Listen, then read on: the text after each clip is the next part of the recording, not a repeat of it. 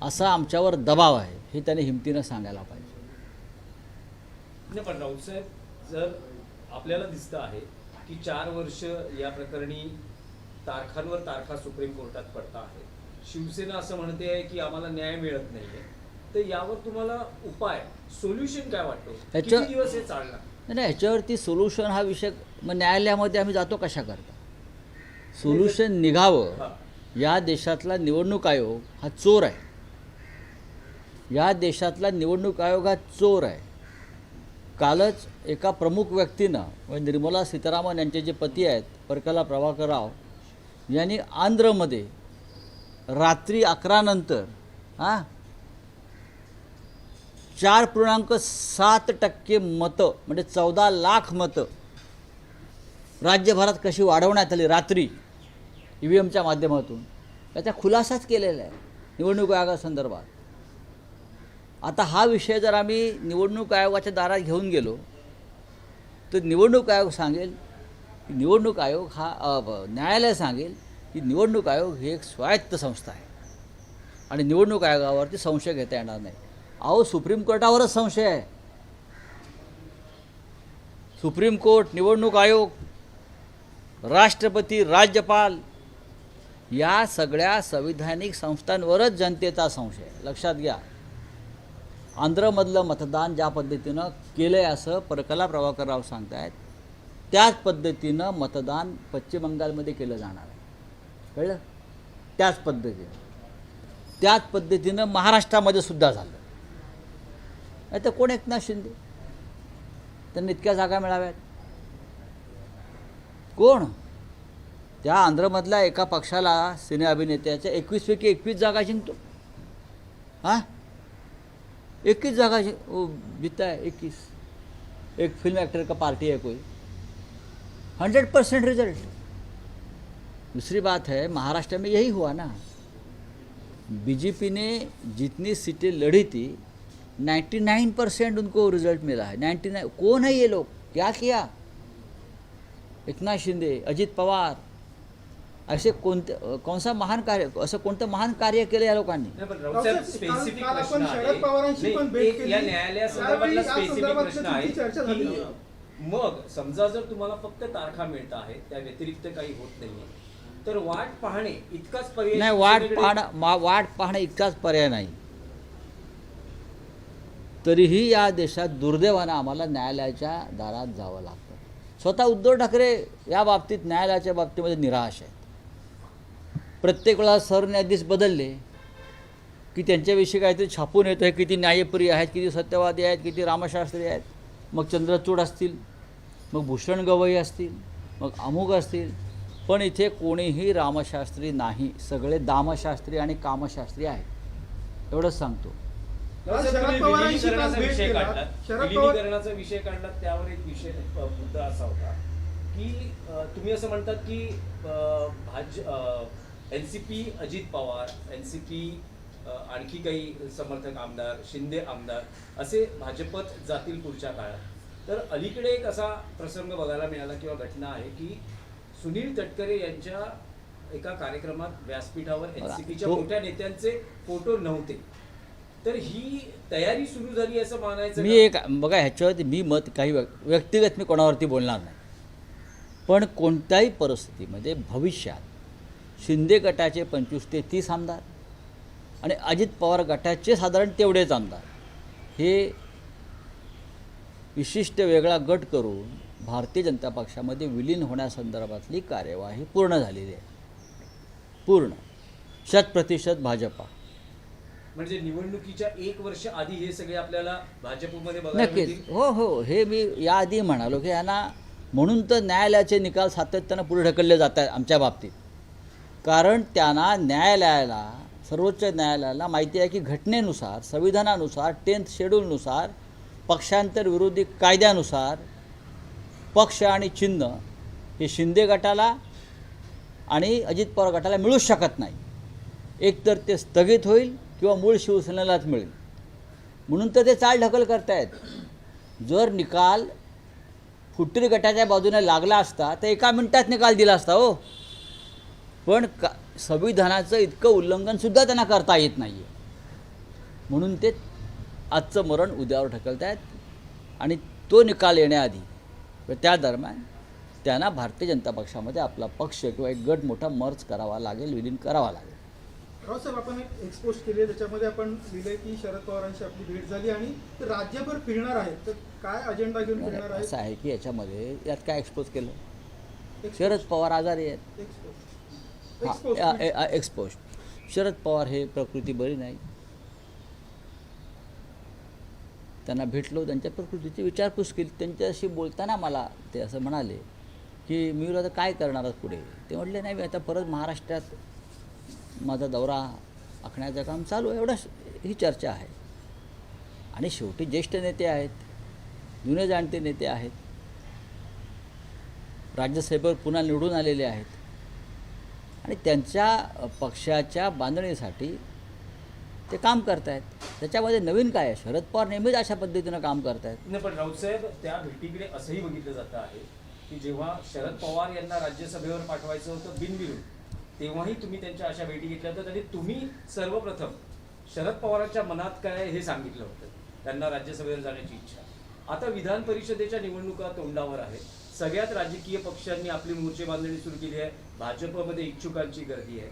असं पाहता महाविकास आघाडीची एक जागा निश्चित आहे आणि त्यासाठी शरद पवार यांचीही सहमती मिळणं आवश्यक आहे. उद्धव ठाकरे यांना बिनविरोध पाठवणं, यासाठी आता तुमचे प्रयत्न सुरू झाल्याचं म्हटलं. नाही, स्वतः माननीय उद्धव ठाकरे त्या संदर्भात बोलतील. ते बोलतील आणि त्यांनीच बोलायला पाहिजे. कारण आमची इच्छा आहे की त्यांनी जावं, विधिमंडळात त्यांनी जावं अशी आमच्या सगळ्यांची इच्छा आहे. आणि निवडणूक बिनविरोध व्हावी ही सुद्धा आमची इच्छा आहे. पण त्याच्यावरती अजून वेळ आहे. अद्याप पण वेळ आहे. महाविकास आघाडीमध्ये सुद्धा एनसीपी आणि कांग्रेस यांचंही तुम्हाला ठीक है, सहकार्य पाहुन, हाँ लागेल. बोलिए. सर, ऑल पार्टी मीटिंग बुलाई गई थी, उससे प्रधानमंत्री मौजूद नहीं थे. अपोजिशन ठीक है. ने सवाल उठाया कि प्रधानमंत्री कहाँ हैं, किरण रिजिजू से पूछा गया. हाँ, किरण रिजिजू से पूछा खड़गे साहब ने कि हम क्या आपका प्रवचन सुनने को आए हैं क्या. खड़गे साहब ने कहा है कि हम प्रधानमंत्री नहीं है, ऑल पार्टी मीटिंग. इतना गंभीर विषय देश में चल रहा है, विश्व में चल रहा है, और प्रधानमंत्री प्रचार में दंग है. केरल, असम, पुदुचेरी, हाँ, तमिलनाडु, पश्चिम बंगाल, ऑल पार्टी मीटिंग बुलाते हो. पंडित नेहरू से कुछ सीखना चाहिए लोगों ने.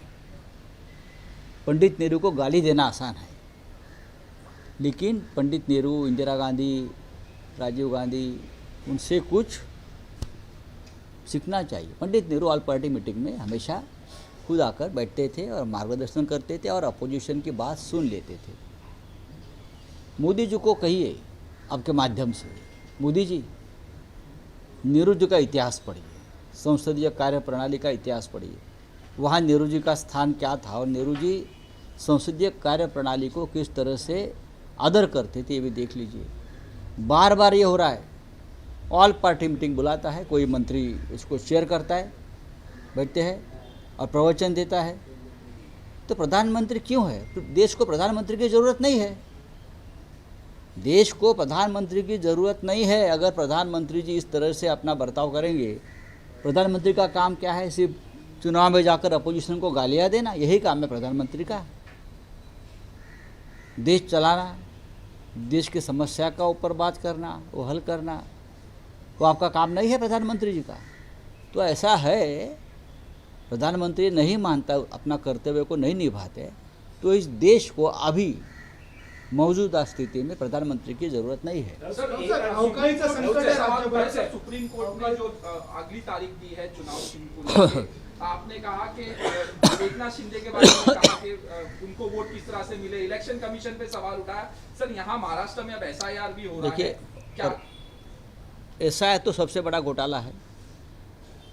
पश्चिम बंगाल में किस प्रकार से ये हुआ है, SIR का घोटाला बिहार में कैसा हुआ है, ये सबने देखा है, एक्सपोज हुआ है. अब महाराष्ट्र में अगले चुनाव के लिए यही घोटाले की एक पैकेज लेकर चुनाव आयोग आया है.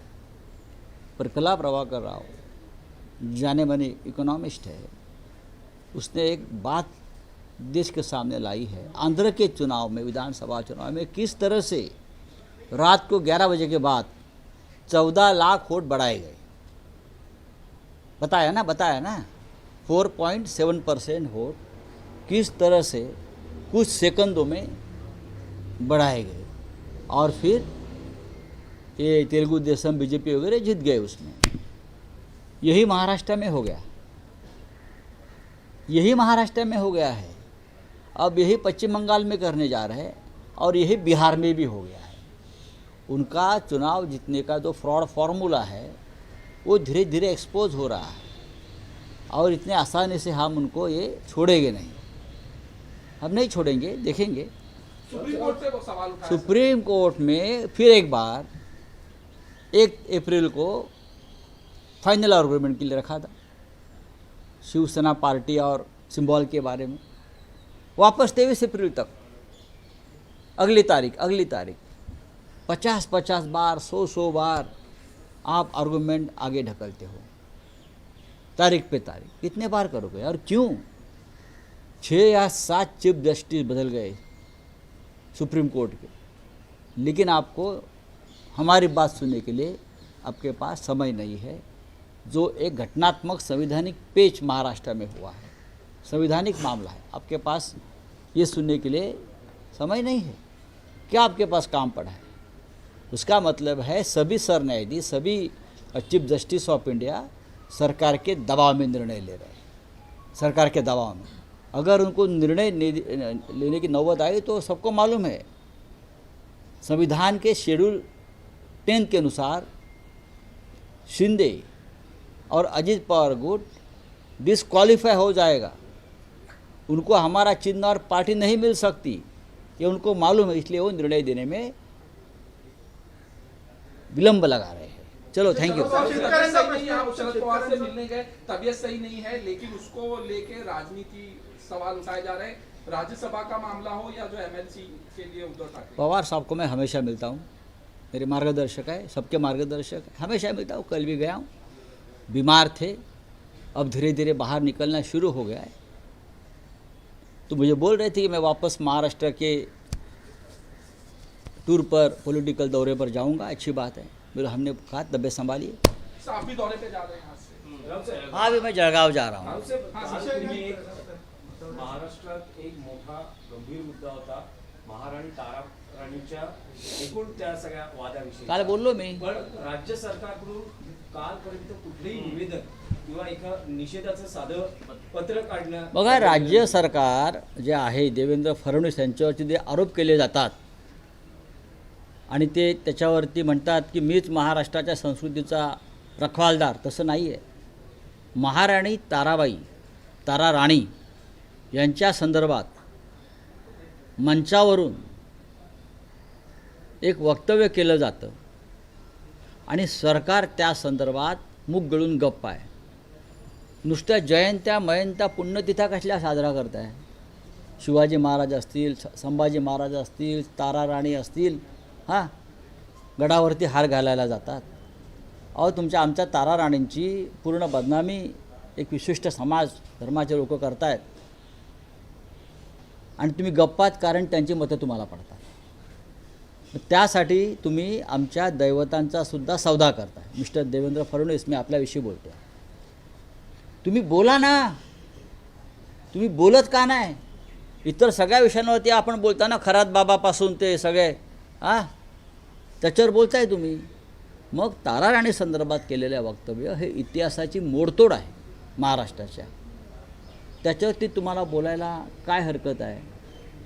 तारा राणी महाराणी कालही सांगितलं, या सरसेनापती हंबीरराव मोहित्यांच्या कन्या, छत्रपती शिवाजी महाराजांचे पुत्र, छत्रपती राजाराम राजांच्या पत्नी, त्या जैन महाराणी केव्हापासून झाल्या? हे धर्मांतर का होत आहे? ही धर्मांतर चालू आहे। तुम्ही धर्मांतर विरोधी कायदा आणला आहे ना, धर्मस्वातंत्र्याचा। मग आमच्या तारा राणीचं धर्मांतर का करताय? आणि ते पण तुमच्या डोळ्यासमोर। देवेंद्र फडणवीस, लोकांना मूर्ख बनवू नका। इतिहासाची मोडतोड तुमच्या समोर असताना महाराष्ट्राच्या आपण राज्याचे मुख्यमंत्री म्हणून तिकडे बसलेला आहात, काहीतरी बोला। का खरात बाबाने औषध दिल्यावर बोलणार? घसा गेलाय? हां माझा घसा गेला, जसा महापौरांचा गेला, मग एका कुठला तरी महाराजांनी प्रार्थना केली वगैरे. तसं करायचं का आम्ही? बोला, ताराराणीवर बोला, चला.